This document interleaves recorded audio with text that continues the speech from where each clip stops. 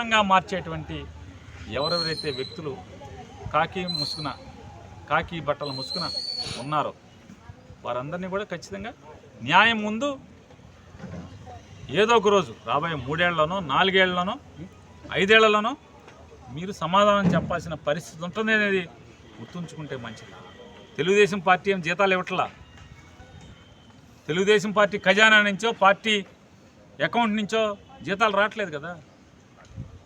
సామాన్య ప్రజలు రెక్కల ముక్కలు చేసుకుని చెమటోడ్చి సంపాదించి కట్టినటువంటి పన్నుల ద్వారా జీతాలు వస్తుంటే ఈ రకంగా మీరు ప్రవర్తించడం, అమాయకుల్ని కేసుల్లో ఇరికించి 307 కేసుల్లో పోలీసుల్ని హత్య చేయబోయారని చెప్పినటువంటి తప్పుడు కేసుల్లో ఇలా ఇరికించి జైల్లో మగ్గదీయటం అనేది మీకు శ్రేయస్కరమా లేదా ఈ సమాజానికి శ్రేయస్కరమా అనేది కూడా మీరు ఆత్మపరిశీలన చేసుకోమని చెప్పని పోలీసులకు హితవు పలుకుతున్నారు.